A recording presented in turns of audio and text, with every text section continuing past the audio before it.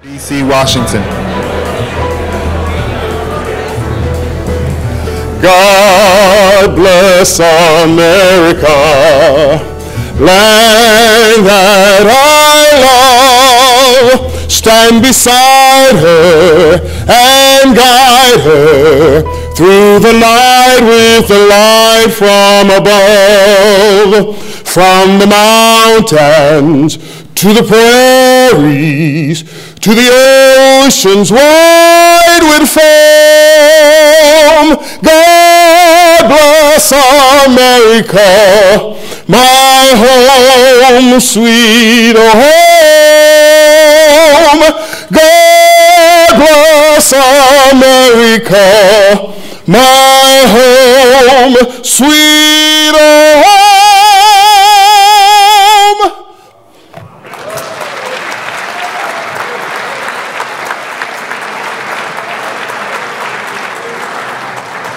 Ladies and gentlemen, please welcome Jay Adams of the George C. Marshall Foundation.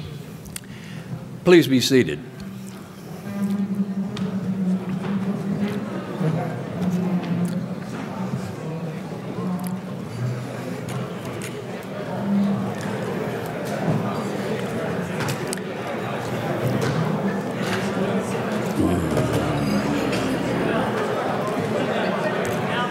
Good afternoon. I'm Jay Adams, chairman of the Marshall Foundation, and I think that was a great way to start this luncheon. Kate Smith would be proud. Let's give a big hand for D.C., Washington.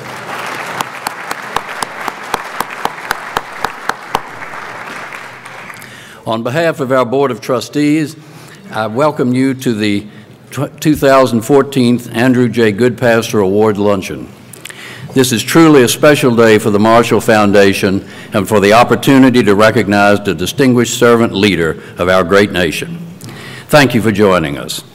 At this time, I'm most pleased to introduce Dr. Rob Havers, who is president of the George C. Marshall Foundation in Lexington, Virginia. Dr. Havers came to the Marshall Foundation earlier this year from his position as executive director of the National Churchill Museum and vice president for the Churchill Institute at Westminster College, located in Fulton, Missouri. A noted author and lecturer in military history, Dr. Havers had previously served as Fulbright Robertson Visiting Professor of British History at Westminster College and as a Professor of War Studies at Sandhurst. Will you please welcome Dr. Rob Havers.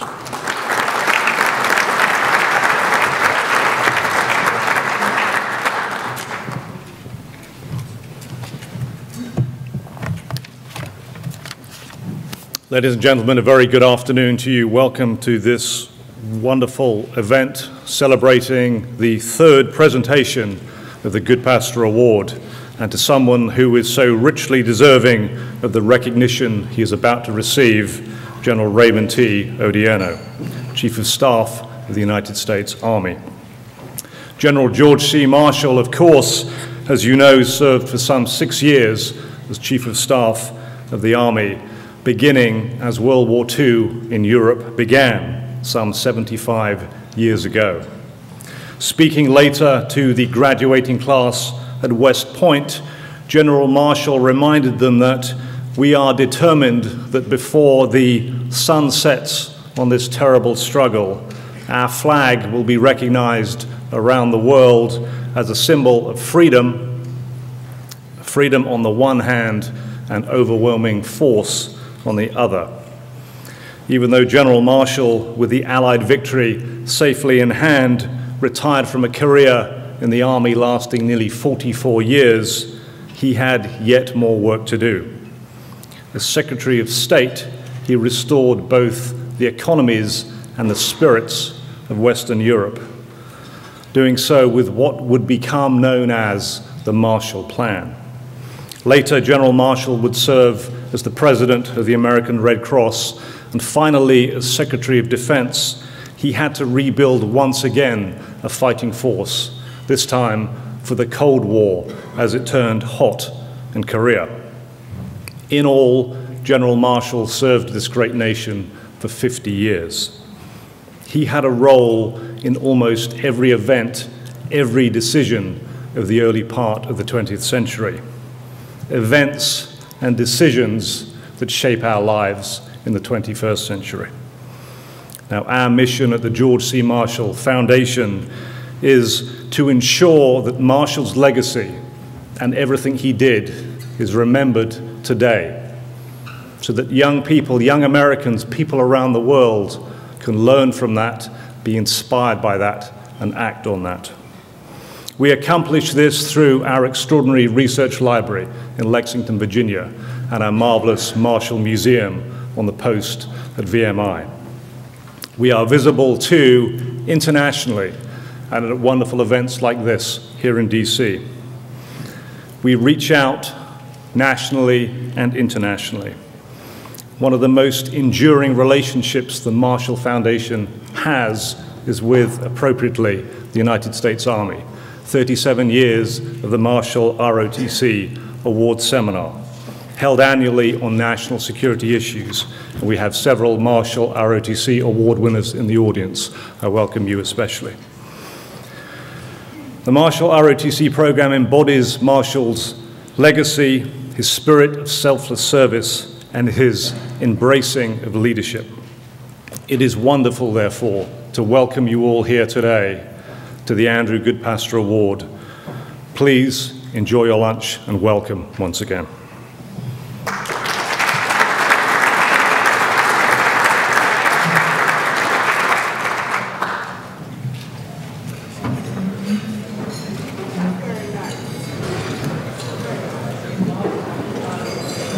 Havers.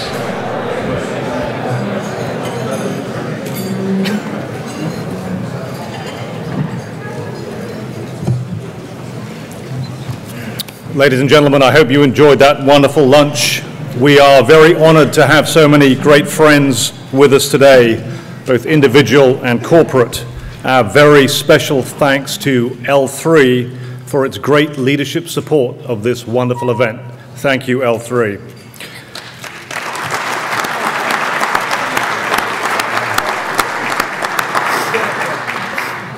This occasion is wonderful and special for another reason, for the blend of so many distinguished guests, including Their Excellencies, the ambassadors from Italy and Slovenia, and other officials from other member states of NATO. General Andrew Goodpaster, of course, was NATO's Supreme Allied Commander. The Goodpaster Award honors the life and the service of General Andrew J. Goodpaster. General Goodpaster was a long-time trustee and chairman of the George C. Marshall Foundation. He was also a tireless champion of the Marshall legacy, an American hero and an extraordinary public servant. This award then is presented to American business leaders, politicians, and military leaders who have served this nation in exemplary ways, who, like General Goodpaster himself, have exhibited great courage, selfless service, and patriotism. Leadership, of course, in their lives and their careers. General Raymond T. Odierno is that same sort of leader. Tireless, fearless, selfless.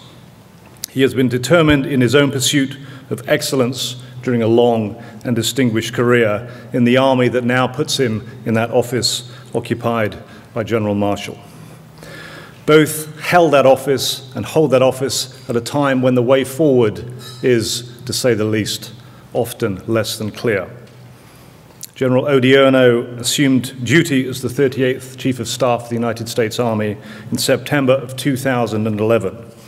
A native of Rockaway, New Jersey, he graduated from the United States Military Academy at West Point in 1976 with a commission in the field artillery. During more than 37 years of service, he has commanded units at all levels, from platoon, to theater, with duty in Germany, Albania, Kuwait, Iraq, and the United States. General Odierno served as a battalion executive officer and division artillery executive officer, including deployment for Operations Desert Shield and Desert Storm. Later, he commanded the 4th Infantry Division, during Operation Iraqi Freedom. He's also been the commander of surge forces. He served as the commanding general, multinational force in Iraq, and subsequently United States forces in Iraq. He was also the commander of the United States Joint Forces before being selected to serve as Chief of Staff. One person who knows about General Odierno's extraordinary service is General Richard Cody. West Point graduate General Cody concluded a distinguished 36-year career in the United States Army as the Vice Chief of Staff. Soon after retiring from the Army, he became Senior Vice President in charge of Washington operations for L3. A member of the Army Aviation Hall of Fame, he continues to stay connected to veterans as chairman of the board for Homes for Our Troops, a non-profit organization that builds specially adapted homes for severely injured veterans to enable them to live full lives and rebuild their lives. In addition, of course, he is a very valued member of the Board of Trustees of the George C. Marshall Foundation. Ladies and gentlemen, please help me welcome General Richard Cody.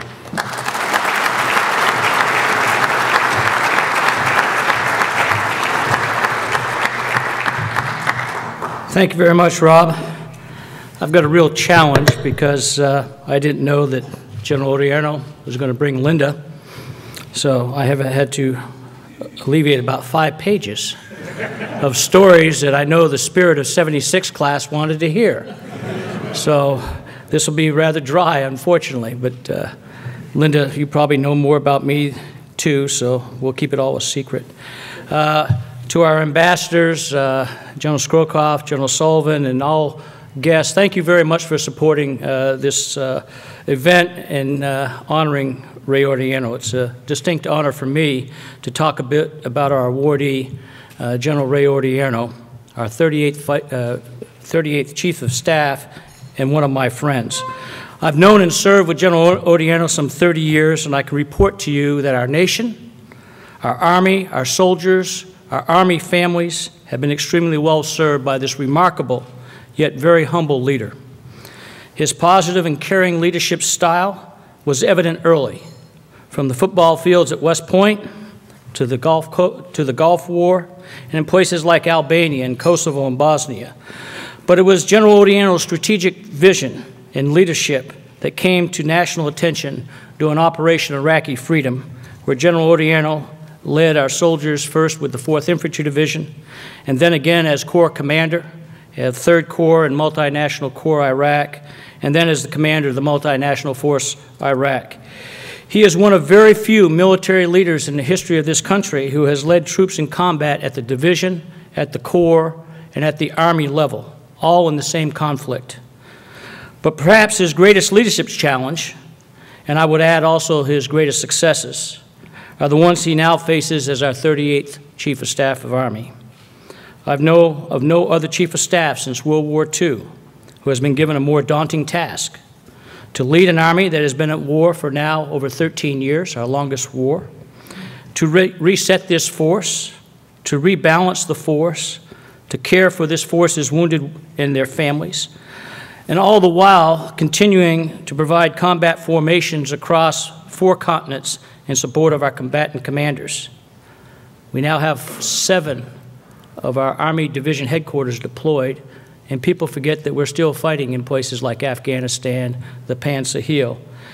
And General Odierno has had to do all of this under devastating budget constraints, and with a White House and a Congress and a nation, as well as all of us, who are tired of war. We may be tired of war, but we've got quite a few out there in the world that aren't tired of fighting with us. And that's the challenge and balance that General Odierno has had to undertake. So how has Ray Odierno tackled this and led through these challenges? First and foremost, he has revitalized the Army's Leader Development Program. For, as you know, on many battlefields, General Odierno has seen that tough, caring, and ethical leadership is the bedrock of the world's greatest Army. Second, he has led the Army through a very strategic doctrinal, organizational training, leadership, and modernization review to ensure and reshape the Army so it remains the best Army for the next 2 decades. And lastly, and probably most importantly, General Odierno has stood tall. Now, that's not hard for a guy that's 6'6". But he stood tall in the face of many naysayers and those who want to believe that America can exit the international stage and perilously downsize our ground forces.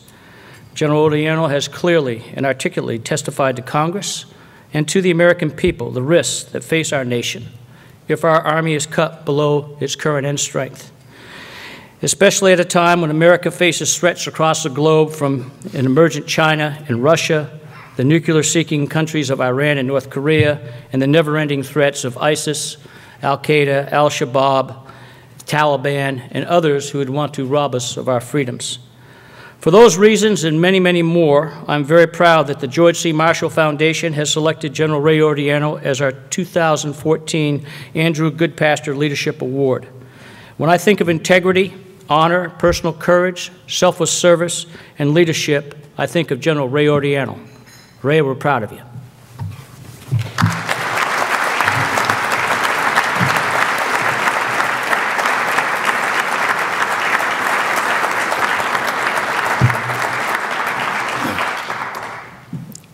General Cody, thank you very much for those wonderful remarks. Colonel Robert McClure graduated from the United States Military Academy with the class of 1976, the same class, of course, as our honoree. During a career in the Army that covered some 28 years, Colonel McClure commanded and deployed forces at every level in the Corps of Engineers, from company through brigade. In January of 2007, he was named President and CEO of the West Point Association of Graduates, representing more than 49,000 living graduates of West Point. Colonel McClure is responsible for fundraising for the Long Grey Line and West Point's Margin of Excellence. Will you please help me welcome Colonel Bob McClure.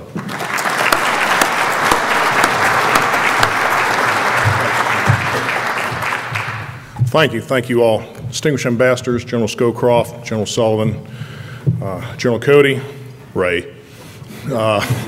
It's an honor to stand here and represent the class of '76, many of whom are here today, and pay tribute to our classmate, General Ray Odierno, on his receiving the Goodpaster Award from the Marshall Foundation. Ray, congratulations. This is truly deserved for a career and a life spent in service to our nation. And speaking for all those present who graduated with you in the class of '76, we count ourselves lucky to call ourselves your classmate. Now, Ray, I was really stunned when I opened the program today and I looked at the list of speakers, and I'm reminded of a newspaper cartoon when you open the Sunday Funnies, and what in this picture does not look like the rest of them when you see McClure, General Scowcroft, General Cody, General Sullivan, everything like that. That's me, okay? So, but in addition to trying to give you a tribute, the Marshall Foundation asked me to provide a bit more background on Ray as a classmate can only tell it. Here goes, Ray. I really wish I could tell it, because the truth is there's not much to say. There's not many stories about Ray as a cadet, and so whatever youthful escapades may have occurred remain well hidden in the banks of the Hudson, Ray.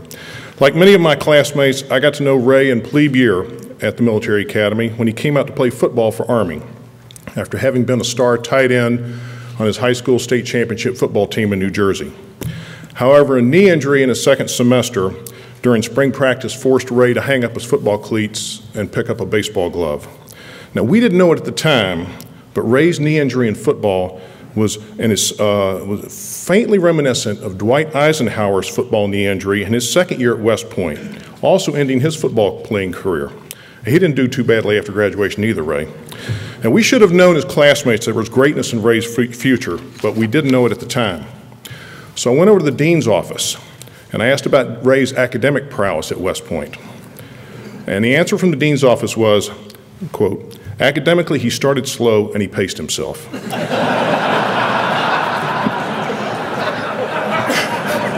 That sounds like a lot of us, Ray. I mean, there's a lot of guys here. And Ray, I've seen your transcript. And without stepping over the line of privacy laws that are in force, I can only describe your academic achievement as exemplary enough to have you graduate in the top 72% of the class.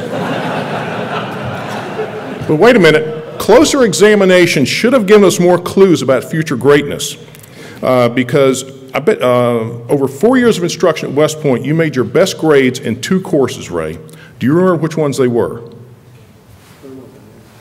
Yeah, you stole my punchline. No, these 2 courses that you made your best grades in would later enable you today to master the intricacies of Washington, D.C. and the Pentagon. The 2 courses, and yes, one of them was thermodynamics, you got an A in. Now, I'm looking at my classmates, we're saying, who gets an A in thermodynamics? I mean, that guy, okay? I mean, we just tried to survive that course. The other course was political anthropology.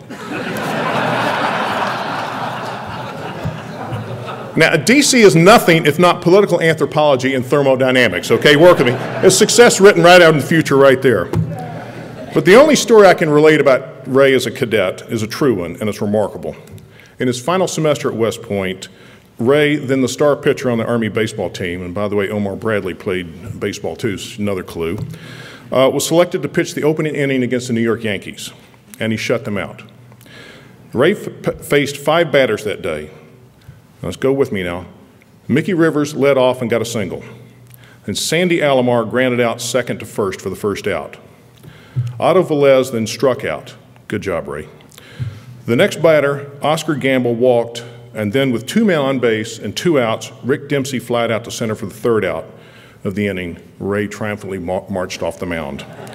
Now, all this is chronicled in a local newspaper at the time, but the article really isn't about Ray's pitching prowess, but it's about the love of the girl that hugged his neck afterwards.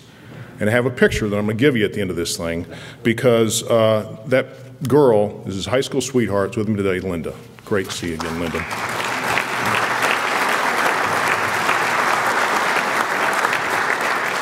Ray, from all those who graduated with you back in the era of polyester and paisley, and we do have pictures of that too, we're proud to call you our classmate, our teammate, and again, congratulate you on receiving the Goodpaster Award from the Marshall Foundation.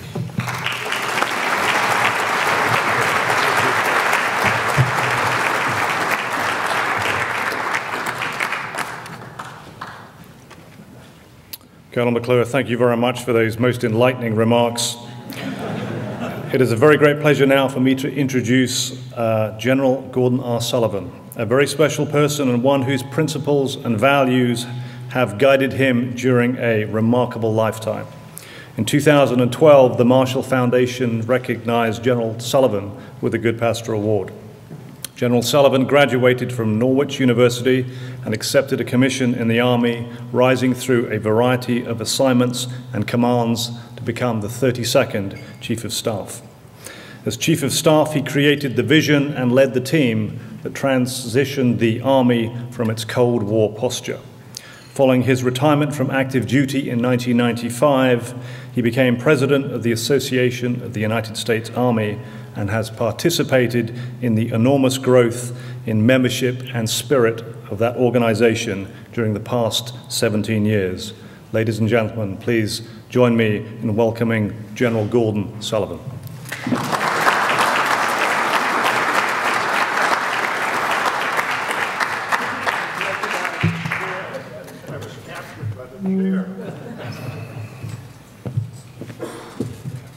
I was told to use the steps. I think the insurance agent must be in the room or something. General Scowcroft, General and Mrs. Odierno, the Goodpaster family, nice to see you today, nice to have you here. Honored guests, distinguished guests, ambassadors, it's an honor for me to be included. As you could tell, I'm the outlier in the crowd. I'm a Norwich graduate and a Boston Red Sox fan. I figured I'd mention that. There's one in the crowd anyway. It is an honor to be included this morning, and my remarks will be brief. I certainly sign up for all of the accolades that General Odierno received. He's richly deserving of all of them. A great soldier, statesman, diplomat. Many people don't realize how often he was called upon to be a diplomat in his many jobs in Iraq. And Each and every one of them has been characterized by courage and strength, and a strength of character that has carried him through his entire career. I want to acknowledge and pay respects to Linda, his loving wife. I came to know Linda. I had known her off and on in the Army. I would meet her in various places, but it wasn't until Ray was in one of his many tours in Iraq that she and I were able to sit together at ceremonies here in Washington. And this is a remarkable woman who, frankly, represents what's best in Army spouses. Always upbeat, always upbeat. It's infectious, and I think everybody, both spouses and soldiers, non-commissioned officers, officers and general officers, took strength from her. And Linda, I just want to tell you on behalf of old retired guys like me, thanks a lot for what you did and what you represent. You're terrific.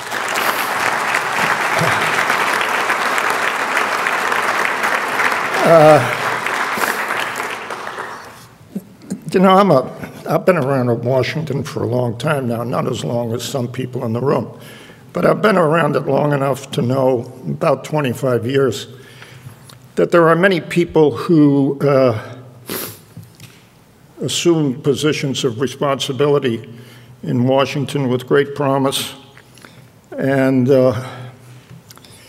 they have all kinds of talent and so forth and so on, but there's few who are able to navigate their way through the tensions of Washington, the friction, the great idea guys and gals who are out there are telling you what to do. They always dream things up for outfits like the United States Army. Well, you're going away. No, you're not. Why don't you try this? Reorganize yourself.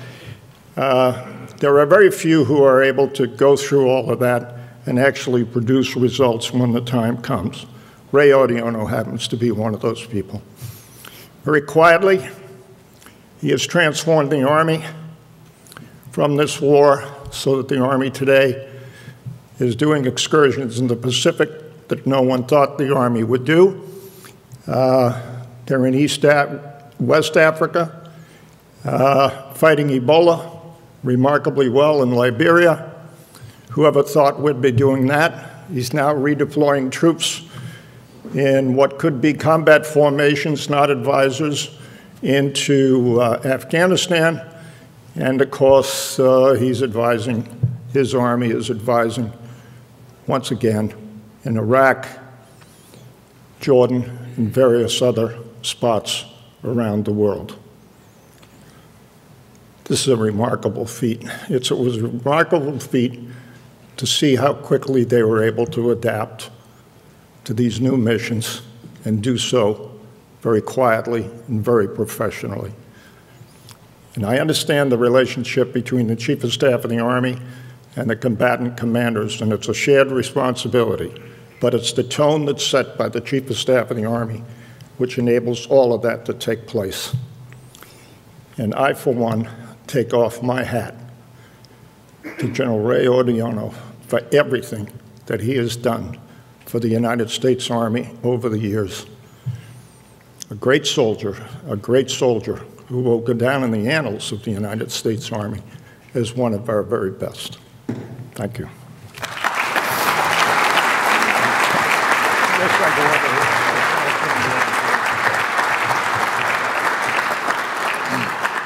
General Sullivan, thank you very much for those most sincere remarks.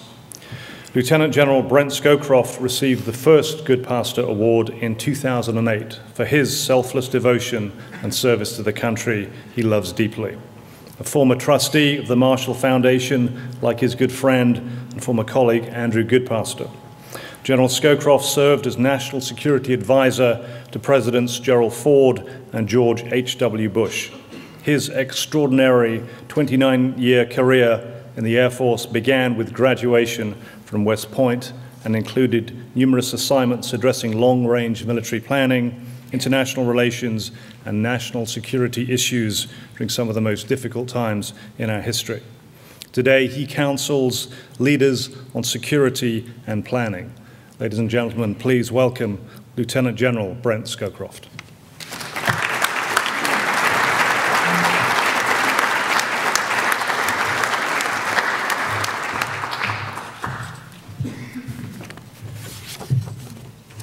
Thank you very much, Rob, for those kind remarks. This is a very special moment for me. When I was young, I can barely remember that, I had three figures I especially admired. I don't want to say role model because I never aspired to the roles they played, but in terms of the way they lived their lives.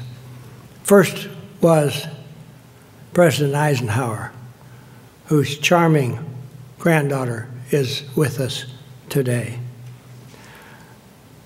General Eisenhower, who made even the presidency look easy. General Marshall, the architect of World War II and its aftermath. And General Goodpaster, whose title, when he worked for President Eisenhower, was Staff Secretary and Defense Liaison Officer. But he was de facto, not de jure, our first national security advisor. That is a daunting triad. And if one could establish for oneself even a small part of the contributions those men have made to our society, they would be proud. So this is really a special moment for me. And now I would invite Gordon Sullivan, who incidentally was George Herbert Walker Bush's favorite general, to join me in the presentation of the award. An award to a person whom, while I don't know well, to me, his place is beyond, beside, I was going to say, not beyond, beside the three gentlemen who I mentioned before. General Odierno, would you come up?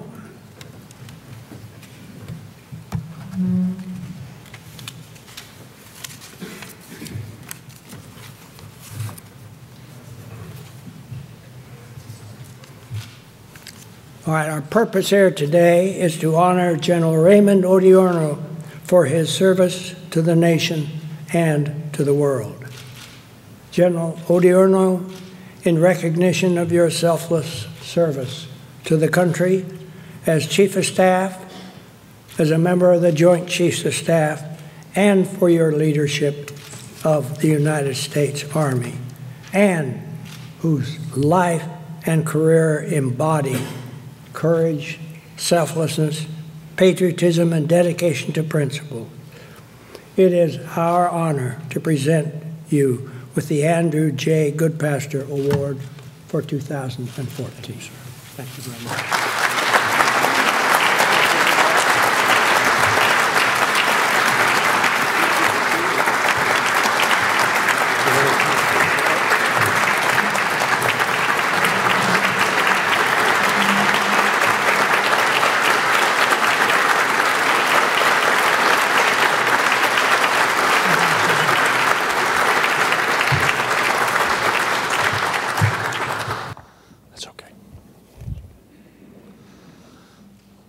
So, good afternoon. It's a bit overwhelming. First, I feel a bit uneasy being mentioned in the same breath as General Marshall and General Goodpaster.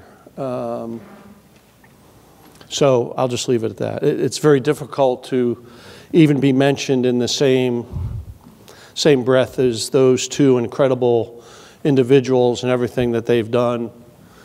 It's also an honor for me to have my good friend Dick Cody here today, who has an intense love for soldiers in the Army, and who taught me a lot about that as I was coming up. And we served together in many different places, and he is not only a great soldier, but he's a great friend. So thank you, sir, for being here. Bob McClure, I just want to say, I'd like to come up and really talk about that. Everything he said was untrue, but it wasn't. It was all true. The only thing I would say is, you got to remember it was the 70s. If you go up to West Point, they have pictures of general officers and what they looked like when they were cadets. And I know you'll find this hard to beat, but I actually had very long hair back then. In fact, it is so long, it's actually embarrassing. I would never want a soldier today to see how long our hair was back in the 70s. It's really a little bit embarrassing. But thank you, Bob, for that. I really do. I want to thank all my classmates for being here as well as always. They're always so greatly supportive of me. And, you know, it talks about the bonds that you form. You know, I have found through my time, whether it be at West Point or other places, you form your strongest bonds during times of distress and difficult times. And that's when you form friendships that will be lasting forever. And it's true from the time you enter the United States Military Academy, which now was over 42 years ago when we went through those walls on 1 July 1972. But you never forget those relationships, as you never forget the relationships you build during war and the sacrifices that you make. So I want to thank you all for being here. General Sullivan, I consider to be a mentor, someone who has mentored so many of us for so many years, but for me especially since I've become the chief. We knew each other obviously before that, but to have someone that you can talk to, someone that you can share with, and someone who is so supportive, I can't thank him enough for what he's done for me personally, so thank you, sir. General Scowcroft, you're a great example for all of us in your service, not only as a military officer, but as the National Security Advisor to President Ford and President Bush. You are a great example of what I believe we want of our officers, those who can be technically, tactically proficient in their job, but also be able to navigate the political geography that we have to do as senior officers. That is essential for us as we help and provide recommendations to the Commander-in-Chief. And sir, I want to thank you for all that you've done and how you have continued to train people and help people as they have moved up. And I had the opportunity a few years ago to work very closely with Secretary Powell and Secretary Rice when they were the Secretary of State. I was their military advisor at the time. And I know that Secretary Rice specifically talks about General Scowcroft quite often as someone who influenced her tremendously. So, sir, you've had a great influence on many people, so thank you very much. I want to thank Jay Adams, Chairman. Thank you, sir. I want to thank all of those who represent Rob Havers. Thank you, sir. Ambassador, thank you for being here, a great friend. I just want to talk about a little bit about General Marshall and General Goodpaster, because for me they represent what's best about our countries. Selfless leaders who put their country before themselves. And I think that's really important for us all to understand that and how important that is. And for me, they are great examples for so many of us, both in and out of uniform. You know, General Marshall, as everybody knows, over 40 years of service in the Army. You know, I had a chance about a month ago, down in Pinehurst, they dedicated a park to General Marshall, and they asked me to come down and help dedicate it. Well, he tried to retire to Pinehurst, and actually ended up living there for over a couple decades, but he tried a couple times to retire, but to get recalled back to Washington but be Secretary of State and then Secretary of Defense. Now, Linda and I are planning on retiring to Pinehurst, but we hope we do not follow that, not to be those jobs, but to be recalled back to Washington for any days. But he did it selflessly. And what he did for this country really put us on a path of prosperity and a path of world leadership that is unprecedented, frankly. And then I think about General Goodpaster, who dedicated his life to the Army and the nation. You know, he could have returned to civilian life after he was wounded in World War II. But he served another 30 years, eventually, as was said, becoming the Deputy Commander of U.S. Military Assistance Command in Vietnam. He served as the Commander-in-Chief of United States European Command, the SAC-EUR, and as was stated here, really the first National Security Advisor for President Eisenhower. But what I remember General Goodpaster for is he retired in 1974.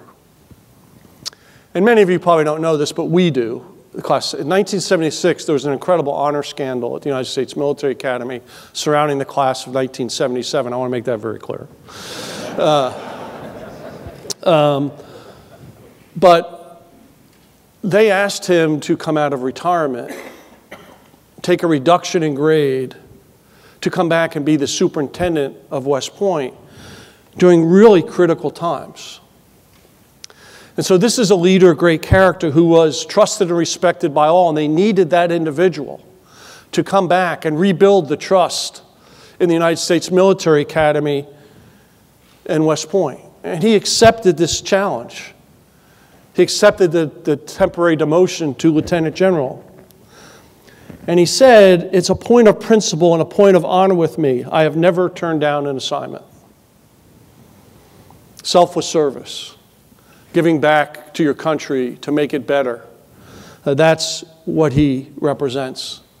So upon his return to West Point, he set it on a path, and I believe West Point, the greatest leadership and educational institution in the world, was put back on track because of his specific efforts and dedication. So for me, it's a distinct honor to be up here and recognized alongside those incredible and dedicated individuals. So I'll just close by saying a couple things. One is, General Sullivan, you really make me look bad with Linda because, you know, she always tells me you're her favorite general. Now, after that, I don't know what, you know, I'm in trouble. But I do want to thank Linda. It's hard for us, for people maybe to understand how important an incredibly dedicated spouse is to someone who are in these jobs. She has always been right there by my side no matter what I did. Fully supportive, willing to do whatever is necessary. But really, in many ways, she was the one who encouraged me to do the best I could and to do whatever I wanted to do while raising 3 children. And dedicating herself not only to them, but to all our soldiers and their families. And maybe it's hard for some people to understand what that entails, but I couldn't have done it without her. She's an incredible lady, so thank you. And you are the love of my life.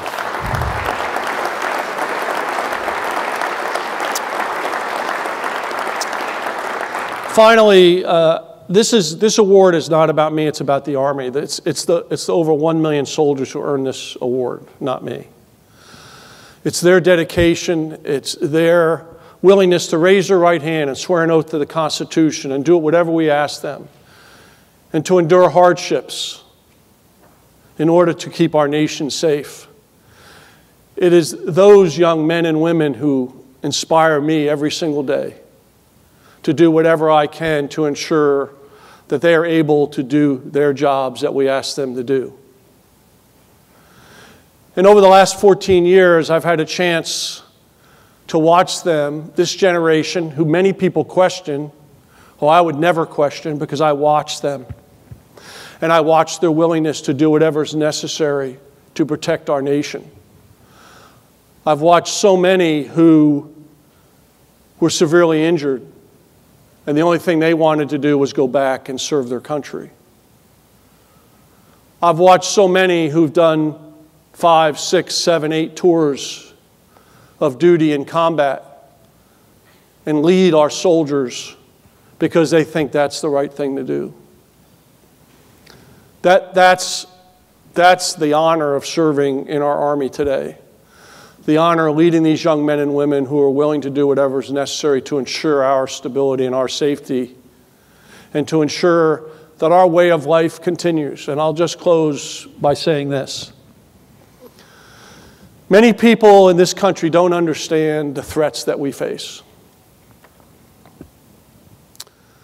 Many of us have had a chance to see firsthand those who want to take away our way of life, those who don't believe in our way of life, and those will do anything possible to take away what we have.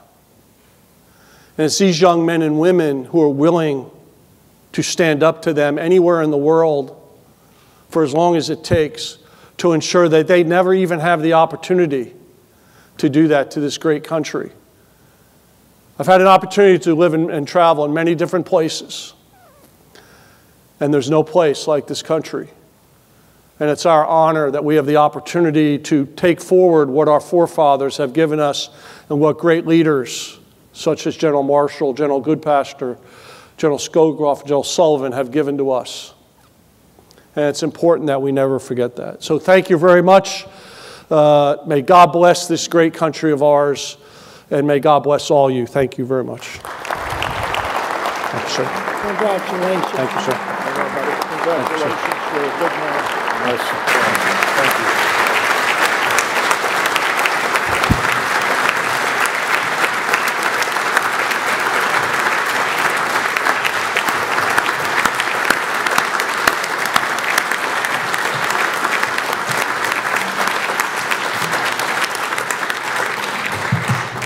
Ladies and gentlemen, thank you for joining us today. Again, congratulations, General Odierno. Sincere congratulations, a most deserved award. For those of you that believe in what we do at the Marshall Foundation, please consider supporting us. Become a member of the foundation. Take with you the books that are at your place settings, a George C. Marshall quotation for every occasion.